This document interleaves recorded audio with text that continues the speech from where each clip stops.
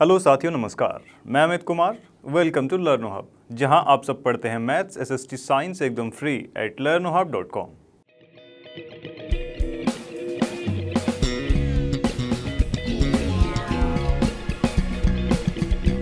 तो भाई फटाफट फॉर्मूला सीरीज के अंदर आज बारी है trigonometry and its application chapter को खत्म करने की, और साथ ही इसका वन शॉट वीडियो और एनसीईआरटी सॉल्यूशंस नहीं देखे तो जाके देख लीजिए।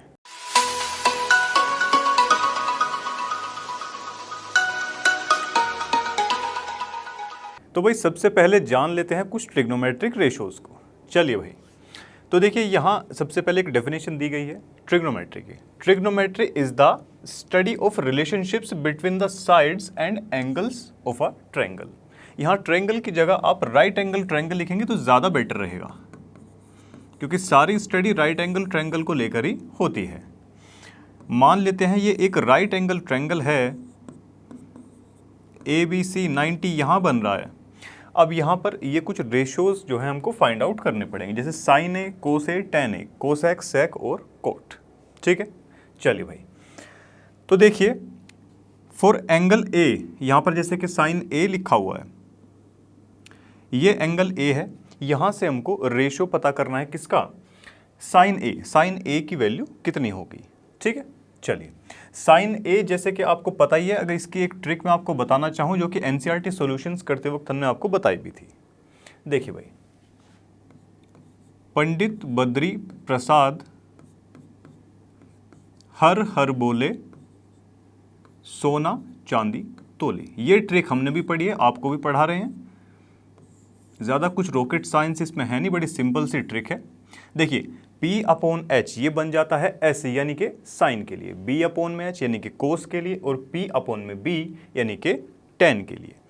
अब ये P/H क्या है, देखो साइन का जैसे कि इधर दिखा है P/H, P से बना परपेंडिकुलर और H से है हाइपोटेन्यूज। ठीक है, अब देखिए इस ट्रायंगल की अगर बात करते हैं और एंगल है हमारा A, P/H, P यानी कि परपेंडिकुलर, परपेंडिकुलर इसमें क्या है BC, और H यानी कि हाइपोटेन्यूज क्या है AC। तो यहां से बड़े इजीली हम लिख सकते हैं BC/AC, ये हो जाएगा। ठीक है जी, चलो सेम ऐसे ही कोस की वैल्यू आपको निकालनी पड़ेगी। कोस की क्या होती है B/H, टेन का क्या होता है भाई P/B, B/H, B से बना बेस, तो बेस कितना है इसमें AB, बेस दिया है AB, अपॉन में हाइपोटेन्यूज कितना है AC है, परपेंडिकुलर कितना दिया है BC, अपॉन में बेस कितना है AB। ठीक है भाई, चलो। और साथ ही अगर एक और मैं चीज़ आपको बताना चाहूँ, ये जो टेन होता है ना, ये पता है कैसे बनता है। जब साइन ए को कोस ए से डिवाइड करवाया तब जाके क्वांटिटी हमारी बनती है क्या, टेन की। ठीक है जी, चलिए। साइन कोसेक का उल्टा होता है कोस सेक का। देखिए इनमें रिलेशन ये होता है कुछ, या तो आप इसको ऐसे लिख लीजिए 1/में कोसेक ए। साइन ए को 1/में कोसेक ए के बराबर भी आप लिख सकते हैं।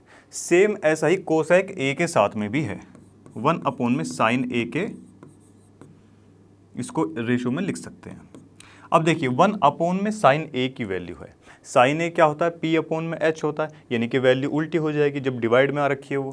तो यहाँ से सीधा सीधा इसका बस रेसिप्रोकल करवा के लिख देंगे। अब ये कोस है, ये सेक है, तो ये किसका उल्टा हो जाएगा, कोस का उल्टा हो जाएगा।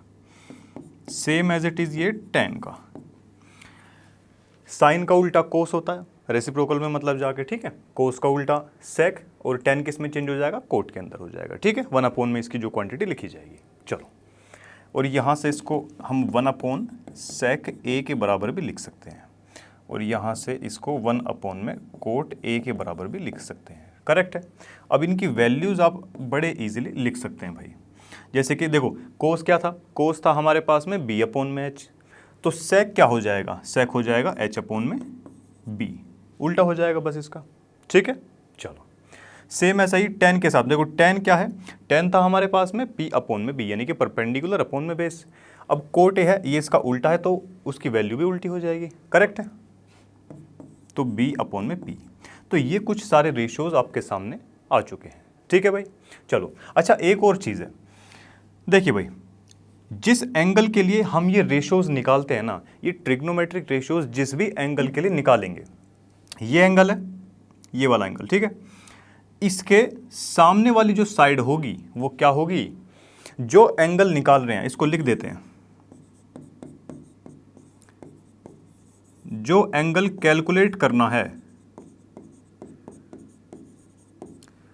साइन कोस टेन कुछ भी करना हो, और कौन से के लिए करना हो, जैसे कि यहां पर हमने जो ये प्रॉपर्टीज कैलकुलेट करी है, किसके लिए करी है, एंगल ए को मानकर करी है, तो उसके सामने वाली साइड, उसके अपोजिट वाली साइड क्या होगी, अपोजिट साइड क्या होगी, परपेंडिकुलर होगी, परपेंडिकुलर मानी जाएगी, ठीक है। अगर यहीं पर एंगल सी को ये मानता, अगर हम यहां पर साइन ए कोस ए की जगह एंगल ये लिख दें कि साइन सी कोस सी, अगर ये लिख दें, तब उस केस में क्या हो जाएगा भाई, इस एंगल के अपोजिट वाली साइड कौन सी है, ए बी है। अगर अपोजिट साइड निकालना आपको नहीं पता तो ऐसे निकालते हैं, देखो ये जो एंगल है ये किस किस साइड पर टच हो रहा है, एक तो इस वाली साइड पर और इस वाली साइड पर। अब बची कौन सी साइड, बची ये वाली साइड, तो इसका मतलब ये होगा कि इस एंगल के अपोजिट वाली साइड ये होगी, ठीक है, क्लियर है बात। चलो हाँ, तो हम कह रहे थे, अब देखिए ए के लिए हमने प्रॉपर्टीज सारी देख ली, अगर एंगल सी जो है अगर मान के चलते उसके अपोजिट वाली साइड अब क्या होती, ए बी होती, तो इस केस में साइन ए की, साइन ए तो चलो ये है, अगर साइन सी की प्रॉपर्टी हम लिखना चाहें, भाई जाहिर सी बात है साइन तो पी अपॉन में एच ही रहेगा, पर यहाँ इस बार परपेंडिकुलर और हाइपोटेन्यूज ये इसकी वैल्यू में चेंज हो जाएगा। अब देखिए इसके लिए परपेंडिकुलर क्या होगा, ए बी हो जाएगा, ए बी हुआ, हाइपोटेन्यूज तो हमारा सेम ही रहने वाला है, ए सी, तो ये इतना सा इसमें फर्क आ जाता है। तो इस चीज़ का आपको ध्यान रखना है कि कौन से एंगल को लेके पूछता है, ठीक है। चलिए भाई, तो भाई नेक्स्ट टॉपिक है हमारा ट्रिग्नोमेट्रिक एंगल्स और कॉम्प्लीमेंट्री एंगल्स। तो सबसे पहले ट्रिग्नोमेट्रिक एंगल्स कौन से हमको इस चैप्टर में पढ़ने को मिलते हैं वो देख लेते हैं। देखिए भाई, यहाँ पर अगर बात करें एंगल्स की, तो एक तो 0 डिग्री का आपको पढ़ने को मिलेगा, 30 डिग्री का, 45 डिग्री का, 60 डिग्री का और 90 डिग्री के, ये एंगल टोटल हैं आपके पास में जो इस पूरे चैप्टर में आपको पढ़ने को मिलते हैं, ठीक है। चलिए अब इनकी वैल्यूज़ अगर सीधी सीधी आपको याद ना रहे, एनसीईआरटी में हमने किया भी है ऑलरेडी ये, ठीक है, अगर इनकी, जैसे कि मैं कहता कि अगर सीधी सीधी इनकी वैल्यू आप लोग भूल जाओ तो टेबल जो है वो आपके सामने में बना के दिखाता हूं।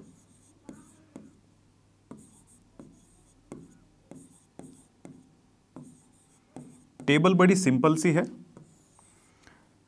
थोड़ा ध्यान से इसको आप लोग देख लेंगे तो जीवन भर कभी भूलेंगे नहीं।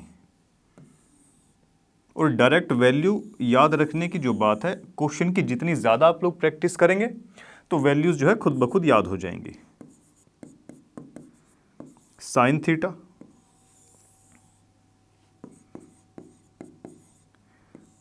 कोस थीटा,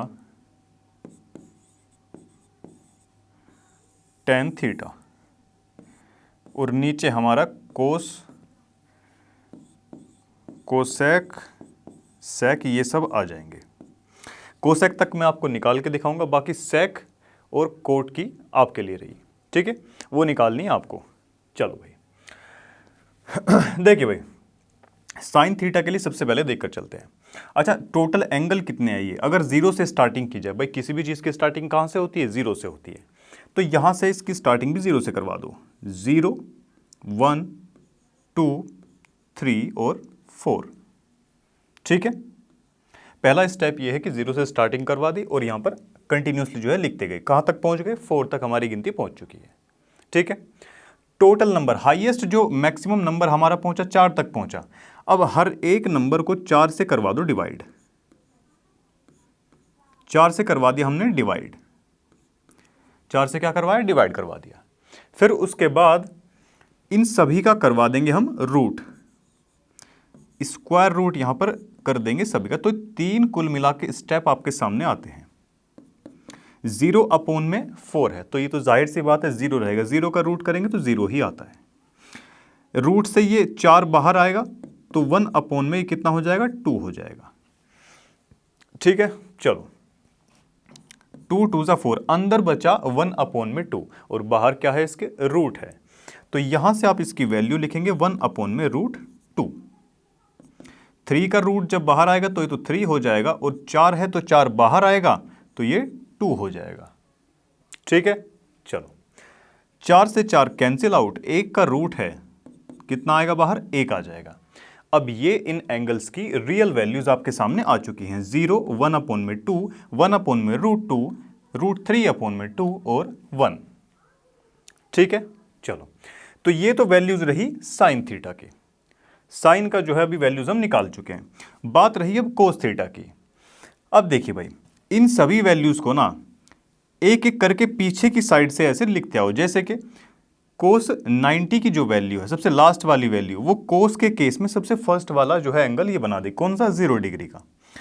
तो 1 लिख देंगे इधर, √3/2 इसको इधर ले आओ, √3/2, 1/√2 है ये तो इधर ही रह जाएगा, ये इधर आ जाएगा 1/2 और 0 आ जाएगा सबसे लास्ट में।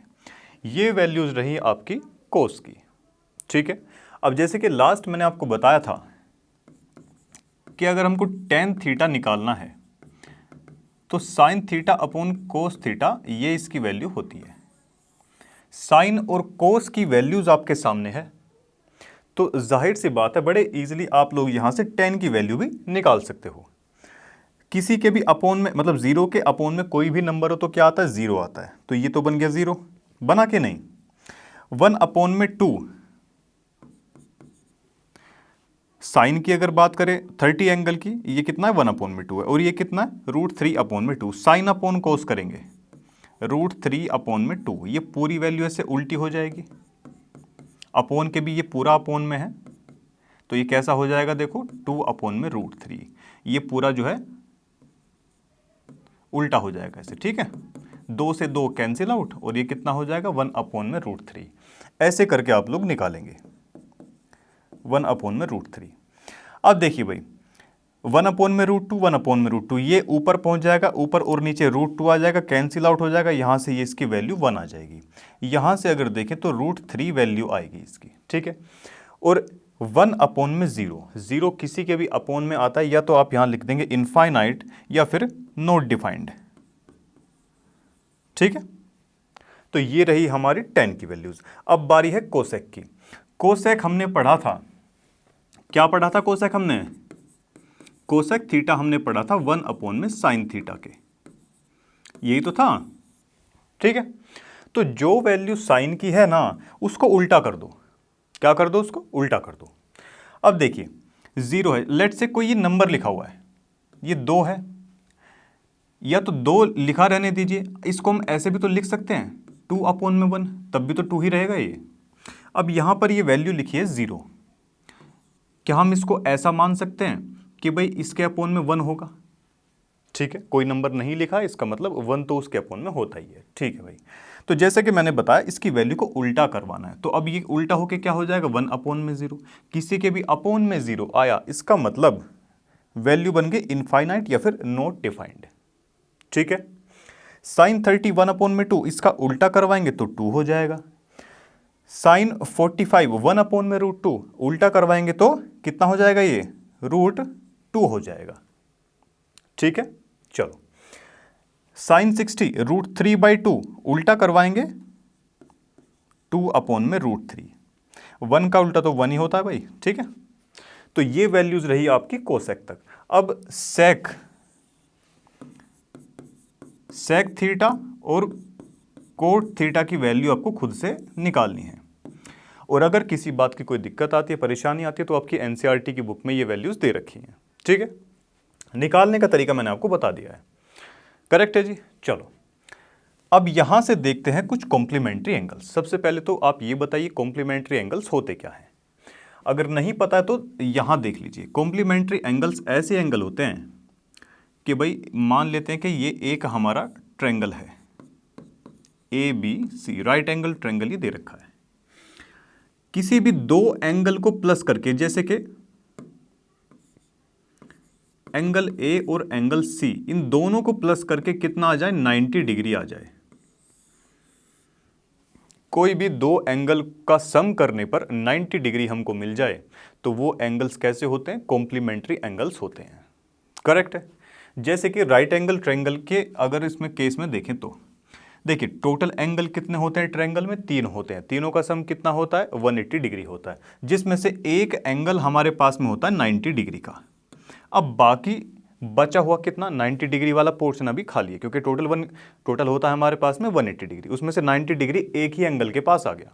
अब बचा हुआ 90 किस में डिवाइड हो जाएगा? इन बचे हुए दो एंगल्स में। तो ये दोनों एंगल कैसे कहलाए जाएंगे? कॉम्प्लीमेंट्री एंगल्स कहलाए जाएंगे। ठीक है, चलिए। तो ये जो है यहां से प्रॉपर्टी आपको पढ़ने को मिलती है, साइन 90 माइनस थीटा, या यहां पर थीटा की जगह हम क्या इस्तेमाल करें? ए इस्तेमाल कर लेते हैं। ठीक है, क्योंकि यहां एंगल ए और सी ही तो दे रखे हैं, तो इनको इस्तेमाल करके चलते हैं। साइन 90 माइनस ए ये किस में कन्वर्ट हो जाएगा? कोस ए के अंदर कन्वर्ट हो जाएगा। ये प्रॉपर्टी है, इसको याद रखनी है। एक प्रॉपर्टी ये आई कैसे है इसको मैं आपको आपको बताऊंगा भी कैसे ये आई है। साइन, यहां से एक चीज बस यही ध्यान रखना कि साइन किस में चेंज हुआ? कोस में चेंज होगा। अब बारी आती है किसकी? टेन की। टेन 90 माइनस ए, टेन किस में चेंज होगा? कोट में चेंज होगा, और एंगल यहां पर वही रहेगा जो यहां लिखा हुआ है। ठीक है, इस चीज का विशेष ध्यान रखना। साइन कोस आ चुका है, टेन कोट आ चुका है। अब बची हमारे पास में केवल दो क्वांटिटी, कौन से वाली? सेक और कोसेक। सेक किस में चेंज हो जाएगा?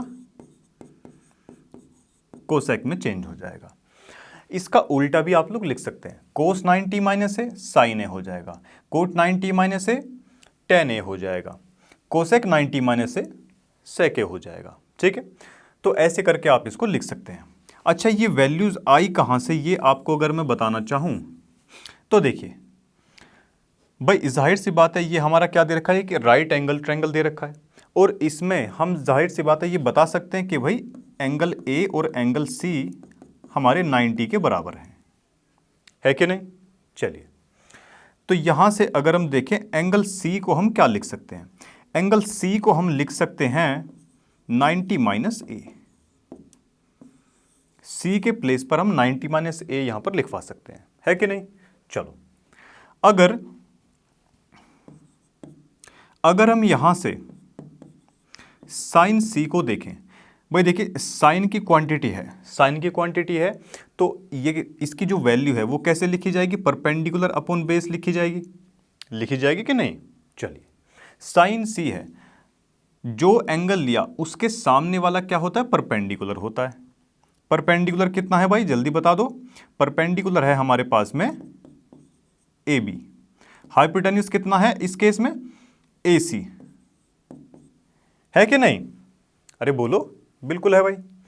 चलिए, तो यहां से अगर हम देखें ए बी अपॉन में ए सी, ए बी कितना है? ये बेस है, ये बेस है किसके लिए? बेस, और ये हाइपोटेन्यूज होगा किसके लिए? कौन से केस में होगा ऐसा? ये होगा कोस वाले केस के अंदर। कोस ए की वैल्यू, अगर आप एंगल ए लेंगे और कोस वाली क्वांटिटी लेंगे तो बी अपॉन में एच होता है, तो उसके लिए बेस ये बनेगा और एच बन जाएगा ये। ठीक है भाई, चलिए, तो यानी कि हम लिखवा सकते हैं साइन सी को कोस ए के बराबर लिखवा सकते हैं। यहां से इतनी चीज हमको क्लियर हो जाती है। ठीक है, और सी को हमने ऊपर अभी देखा था, सी को हम लिखवा सकते हैं 90 माइनस ए।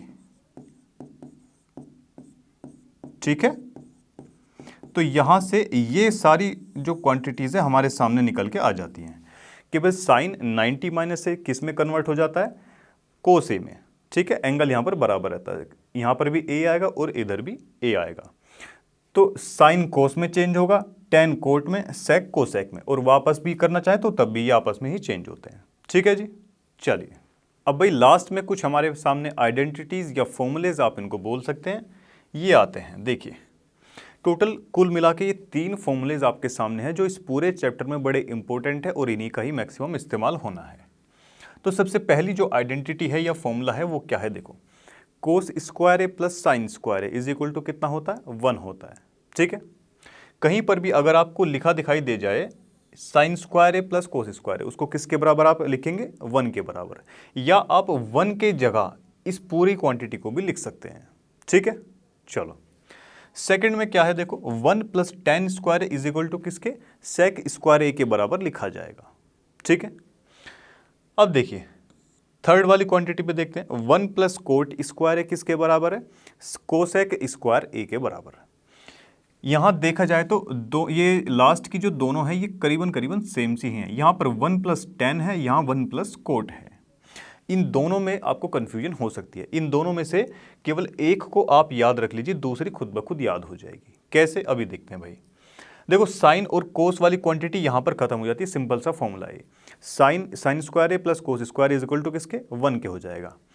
1 प्लस टेन, टेन किस में चेंज हो रहा है, सेक के अंदर, 1 प्लस टेन किस में, सेक के अंदर चेंज हो रहा है। ठीक है, अब बचा देखिए, ये टेन का उल्टा कोट होता है कि नहीं, तो 1 प्लस कोट वाली क्वांटिटी किसके पास जाएगी, कोसेक के पास में जाएगी। 1 प्लस टेन सेक में जाएगा, 1 प्लस टेन किस में जाएगा, सेक के अंदर। अब बचा कोट, कोट किस में जाएगा, कोसेक के पास चला जाएगा। ठीक है, तो ऐसे करके आप इसको याद रख सकते हैं, और बाकी जितनी ज़्यादा आप क्वेश्चंस की प्रैक्टिस करेंगे ये आपको ईजिली याद हो जाएंगी। ठीक है, चलो अब ये 2-3 लास्ट में ये डेफिनेशंस दे रखी है, इनको देख लेते हैं भाई। ठीक है, line of site, the line drawn from the I of an observer. Observer यानी कि जो बंदा ऑब्जर्व कर रहा है किसी चीज़ को। मान लेते हैं ये ए बी नाम का एक स्टूडेंट है, ये खड़ा हुआ है, ये ज़मीन है भाई, ये क्या है, ग्राउंड है इधर, करेक्ट है। अब ये बोलता है कि लाइन ऑफ साइट जो होती है ना, लाइन ड्रोन ऐसी लाइन होती है जो कि खींची जाती है कहाँ से, आई से, किसकी आई से, ऑब्जर्वर की आई से, टू द पॉइंट, उस पॉइंट तक लाइन खींची जाएगी जहां पर हम कोई चीज़ ऑब्जर्व कर रहे हैं। मान लेते हैं ये आसमान में कोई एक बादल दे रखा, क्लाउड है, ठीक है। अब जाहिर सी बात है ये स्टूडेंट है तो इसकी आई इधर ही होगी कि नहीं। चलिए यहाँ से इस बादल तक ये जो लाइन खींचेगी ना ऐसे करके, यही होती है हमारी लाइन ऑफ साइट। ये क्या होती है, लाइन ऑफ साइट होती है ये, ठीक है जी। चलो तो लाइन ऑफ साइट की तो बात हो गई खत्म। अब बारी आती है एंगल ऑफ एलिवेशन की। अब जैसे कि नाम से ही सेंस आ रहा है एलिवेशन, यानी कि कुछ ऊपर उठने की बात हो रही है, एलिवेट होने की बात हो रही है। चलिए angle of elevation, angle formed एक ऐसा एंगल होता है जो कि कब बनता है, by the line of site. Line of site के द्वारा ये बनेगा with the horizontal. Line of site start कहां से हुई है, इस पॉइंट से स्टार्ट हुई है, तो इसका जो हॉरिजॉन्टल रहेगा या जो बेस रहेगा वो कुछ ऐसा बन जाएगा। ये क्या बन जाएगा, हॉरिजॉन्टल, ठीक है। लाइन ऑफ साइट जहां से स्टार्ट हो रही है उसी के बेस से जो लाइन खींचेगी वो क्या हो जाएगी, उसके लिए हॉरिजॉन्टल हो जाएगी। और इनके बीच में बनने वाला एंगल ही होता है एलिवेशन वाला angle, angle of elevation. Clear है इतनी चीज। चलो तो एंगल ऑफ एलिवेशन फिनिश हो गया। अब बारी है एंगल ऑफ डिप्रेशन की। अब देखिए नाम से ही पता चलता है डिप्रेशन, यानी कोई चीज़ डिप्रेस्ड हो रही है, यानी कि नीचे की तरफ को जाएगी। जब कोई आदमी डिप्रेशन में होता है तो उसका सारा कुछ कॉन्फिडेंस वगैरह क्या होता है, डाउन हो जाता है, नीचे को हो जाता है, ठीक है। देखो एंगल ऑफ डिप्रेशन ये ऐसा एंगल होता है, द एंगल फॉर्म्ड बाय, किसके द्वारा बनाया जाएगा, line of site with the horizontal. दोनों में डेफिनेशन तो सेम ही है, बट फर्क क्या है, फर्क इसमें यह है, मान लेते हैं ये कोई बिल्डिंग है इस बार, ठीक है, बीडी नाम की ये क्या है, एक बिल्डिंग है। अब जो बंदा यहां पर खड़ा है ना, कोई भी आदमी या औरत इधर खड़ी हुई है यहां पे, ये है ग्राउंड, कोई ऑब्जेक्ट है, लेट से फुटबॉल है यहां पे ये, ठीक है। ऊपर से कोई चीज नीचे की तरफ को देखी जाए, ऊपर से नीचे की तरफ को देखी जाए। अब लाइन ऑफ साइट हमारी क्या बनी, लाइन ऑफ साइट बनी ये क्या बनी, लाइन ऑफ साइट। एलिवेशन में देखा जाएगा नीचे से ऊपर, डिप्रेशन वाले में देखा जाएगा ऊपर से नीचे। अब लाइन ऑफ साइट तो ये रही। अब इसके हॉरिजॉन्टल अगर हम कोई लाइन खिंचवाना चाहेंगे तो वो कुछ ऐसे आएगी, ठीक है। करेक्ट है कि लाइन ऑफ साइट जहां से स्टार्ट हो रही है उसका हॉरिजॉन्टल भी तो वहीं से स्टार्ट होगा ना, ये क्या बन जाएगा इसके लिए, हॉरिजॉन्टल। तो डेफिनेशन के अकॉर्डिंग अगर देखें, लाइन ऑफ साइट और इसके हॉरिजॉन्टल के बीच के एंगल को ही बोलते हैं एंगल ऑफ डिप्रेशन वाला। ठीक है, चलिए, तो ये सारे कॉन्सेप्ट इस चैप्टर के फिनिश होते हैं। तो इसी के साथ मैं मिलता हूं आपसे नेक्स्ट वीडियो में, तब तक के लिए पढ़ते रहिए लर्न हब से, क्योंकि learn hub is free and the best.